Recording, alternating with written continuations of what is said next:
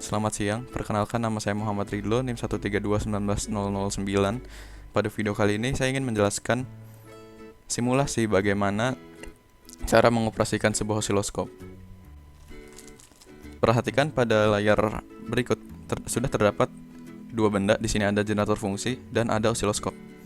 Pertama saya akan menjelaskan osiloskop terlebih dahulu. Osiloskop terlebih dahulu. Perhatikan pada osiloskop terdapat beberapa bagian. Yang pertama ada vertical post, ada horizontal post, ada volts per diff, ada time per diff, lalu ada power supply di sini, lalu ada trigger dan ada edge. Vertical post ini mudahnya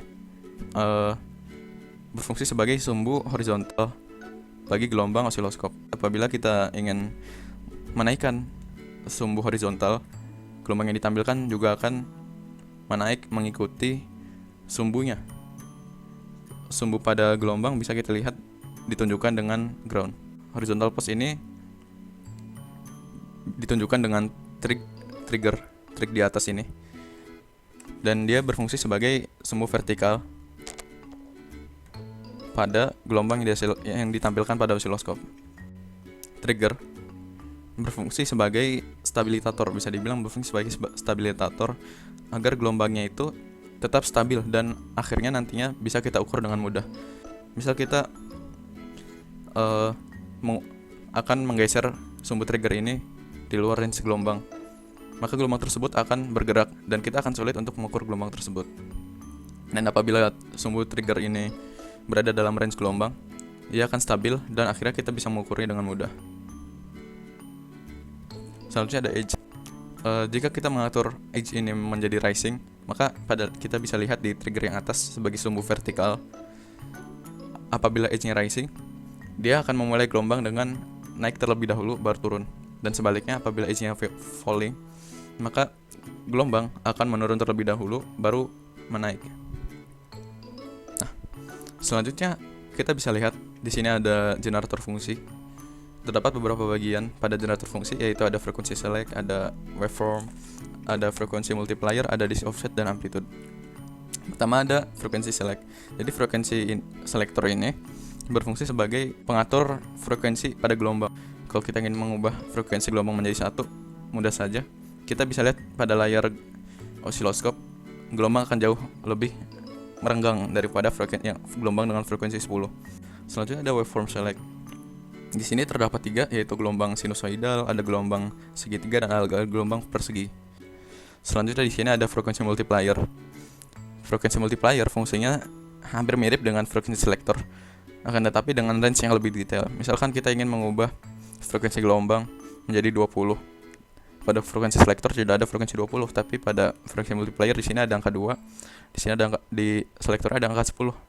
Jadi ketika kita ingin mengubah frekuensi gelombang menjadi 20, kita bisa saja memilih frekuensi multiplier menjadi 2, lalu frekuensi select tetap 10. Artinya gelombang ini memiliki frekuensi 20 Hz. Semakin rendah frekuensi multiplier, maka semakin renggang juga gelombang yang ditampilkan pada osiloskop. Selanjutnya ada DC offset. DC offset bisa dibilang sebagai rata-rata atau mean dari amplitudo gelombang. Defaultnya 0. Jadi rata-rata amplitudo gelombang berada dalam range 0. Artinya dia ketika kita ingin mengukur jarak dari amplitudo ke sumbu ground, lalu dari ground ke amplitudo yang bawah, itu nilainya sama. Itu DC offsetnya 0. Dengan kata lain, DC offset bisa dibilang sebagai bias amplitudo. Selanjutnya ada amplitudo. Bisa kita lihat amplitudo di sini. Mudah saja, amplitudo itu puncak gelombang. Misalkan terdapat tegangan dengan amplitudo 4. Lalu kita ingin mengukurnya pada sebuah osiloskop, bisa kita atur saja di sini amplitudo gelombang menjadi 4. Lalu pada layar bisa kita artikan jarak antara sumbu ground dengan amplitudo adalah 4. Ini ada power supply, dan di sini tombol ini berfungsi untuk menyalakan atau mematikan osiloskop. Lalu di sini ada channel 1. Di sini berfungsi sebagai penghubung antara osiloskop dengan komponen eksternal. Misalkan kita ingin mengukur apa, nanti dihubungkannya ke channel 1. Oke. Selanjutnya saya ingin menjelaskan volt diff dan time diff secara lebih lanjut. Jadi volt diff ini mudahnya kita menggunakan volt diff untuk mengukur nilai tegangan pada satu kotak secara vertikal. Misalkan pada volt diff di sini menunjukkan angka 1, artinya satu kotak di sini itu bernilai 1 volt. Satu kotak secara vertikal bernilai 1 volt. Jika kita mengatur yang kedua, maka satu kotak secara vertikal dia menunjukkan nilai 2 volt.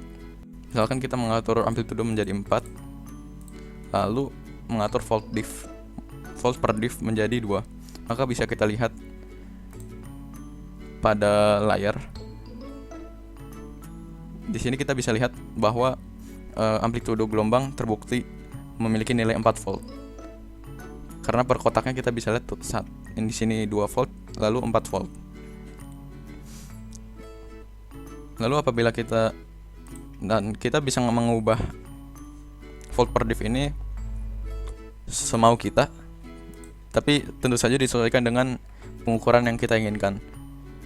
Tidak mungkin kan kita menginginkan pengukuran di luar batas layar osiloskop. Kita tidak bisa mengukur nilai tegangan apabila volt per diff ini saya contohkan seperti ini.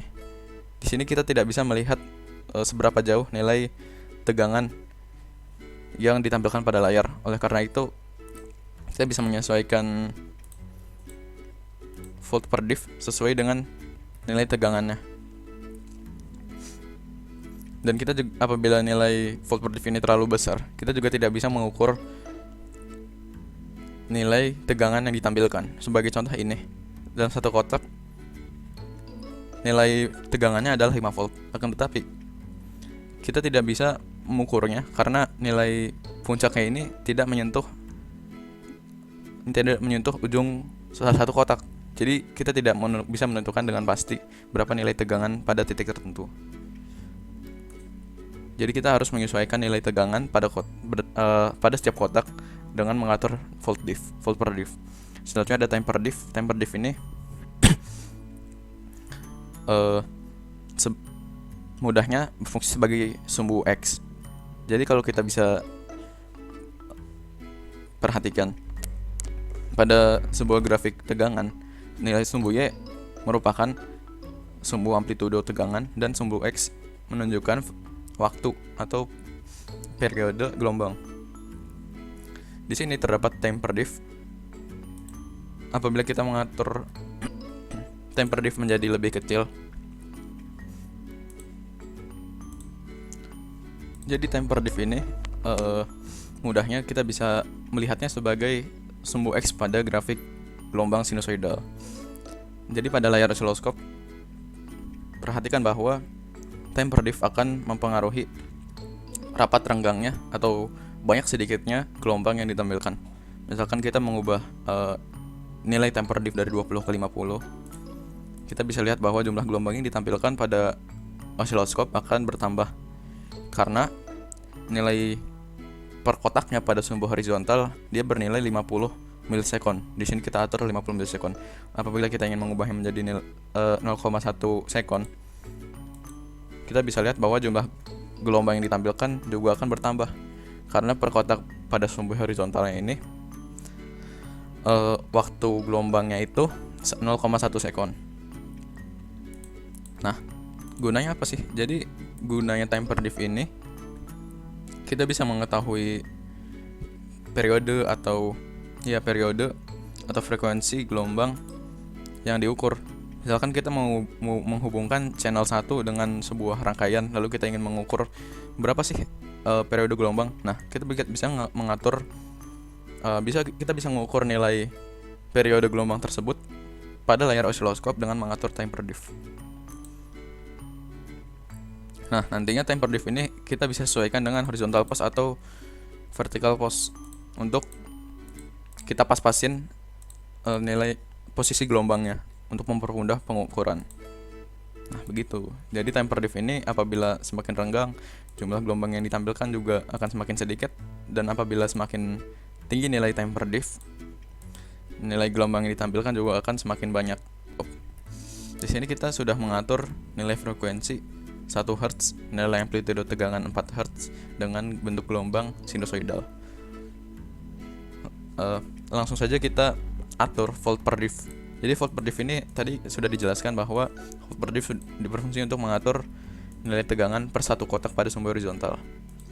Di sini kita ingin mengatur volt per diff menjadi 2 agar bisa terukur pada layar osiloskop.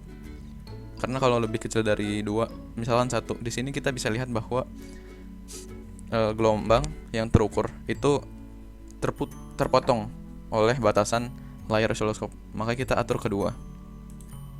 Lalu volt di sini ada time per diff. Oh ya, sebelumnya di sini kita bisa lihat bahwa gelombang pada layar ini masih bergerak dan tidak stabil. Artinya kita masih belum bisa melakukan pengukuran pada gelombang yang bergerak. Selanjutnya kita atur time per diff di sini menjadi, kita coba ke 0,5. Nah, pada time per diff 0,5 kita bisa lihat bahwa gelombang sudah stabil. Artinya kita bisa melakukan pengukuran. Lalu kita atur saja horizontal pulse pada osiloskop yang ditunjukkan oleh sumbu trigger ini.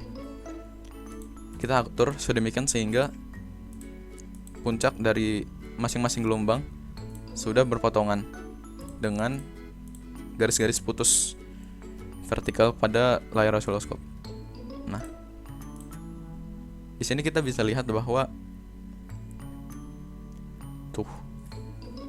gelombang masing-masing gelombang sudah bersesuaian. Lalu kita bisa lihat saja bahwa dengan time per diff 0,5, lalu satu gelombang di sini pada layar tercakup antara 2 kotak. Artinya kita bisa langsung melihat bahwa dengan ada 2 kotak lalu ada time per diff 0,5, artinya periode satu gelombang ini adalah 0,5 dikali 2 kotak atau 1 sekon. Nah, dari hal tersebut kita bisa lihat bahwa terbukti bahwa nilai frekuensi gelombang ini adalah 1 per periode atau 1 per 1, yaitu 1 Hz. Di sini kita sudah aturkan sebelumnya. Frekuensi multipliernya 1, frekuensi selectnya 1, ada frekuensinya 1 Hz.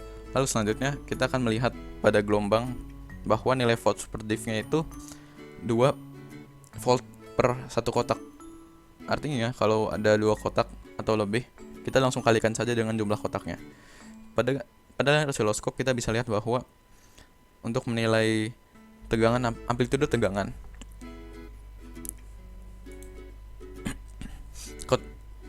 jarak antara sumbu ground dengan amplitudo tegangan ini adalah 2 kotak. Artinya kita langsung kalikan saja volts per diff ini dengan 2 kotak. Artinya 2 volts per diff dikali 2 diff, yaitu 4 volts. Pada pengukuran kedua, gelombang pada yang terukur pada osiloskop akan memiliki frekuensi 20 Hz. Lalu nilai amplitudonya juga saya sudah ukur menjadi 5 volt. Oke, langsung saja kita lihat pada osiloskop.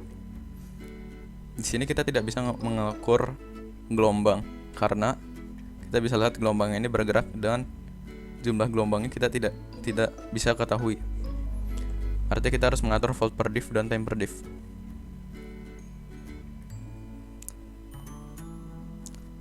Kita ingin mengecilkan nilai time per diff agar perhitungan dapat lebih mudah dilakukan. Selanjutnya saya coba mengatur nilai volt per diff. Nah, di sini saya atur menjadi 5 volts per diff. Artinya satu kotak pada sumbu vertikal akan memiliki nilai 1 volt. Nah, oke. Di sini kita bisa lihat bahwa gelombang sudah mulai stabil dan sudah garis-garis putus pada layar osiloskop sudah bersentuhan dengan amplitudo gelombang pada layar. Artinya kita bisa melakukan pengukuran dengan mudah. Nah, di sini kita juga sudah mengatur tombol trigger pada range gelombang, artinya gelombang sudah stabil. Lalu selanjutnya kita bisa lihat bahwa pada sumbu vertikal jarak antara sumbu ground dengan puncak gelombang adalah 1 kotak.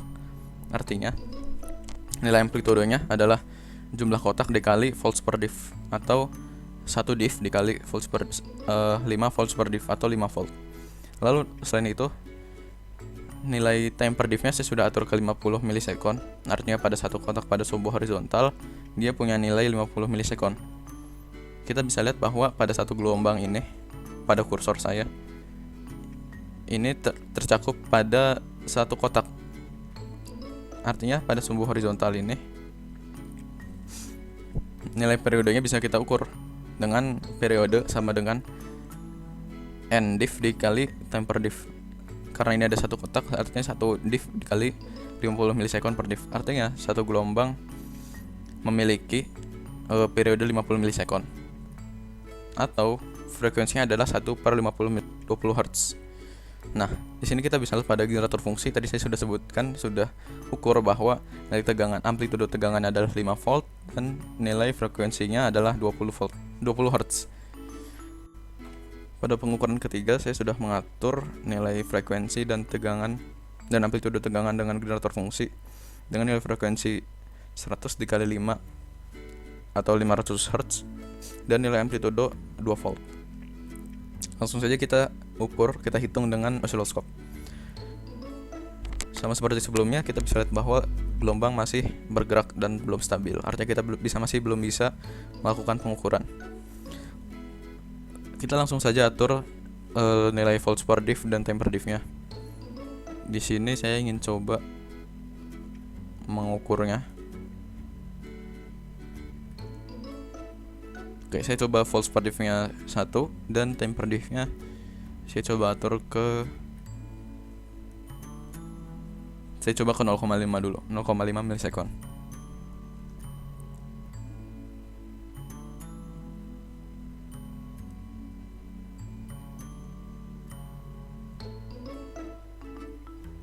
Oke, di sini kita bisa lihat bahwa antara satu puncak ke puncak lain sudah berpotongan dengan garis putus vertikal ini. Artinya kita bisa melihat bahwa jarak antara dua puncak adalah 1, 2, 3, 4 kotak. Lalu selanjutnya kita bisa lihat bahwa jarak antara sumbu ground dengan puncak gelombang adalah 1, 2 kotak. Nah, dari situ kita bisa hitung nilai tegangan, nilai amplitudo tegangan dan nilai frekuensinya. Tadi kita tahu bahwa untuk bagi gelombang berjalan dari satu puncak ke puncak lainnya kita butuh 4 kotak. Dan di sini saya sudah mengatur time per divnya 0,5 milisekon. Artinya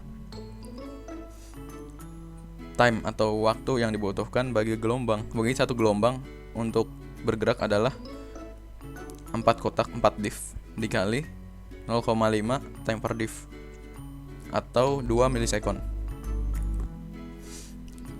Tadi kita dapat periodenya 2 milisekonnya.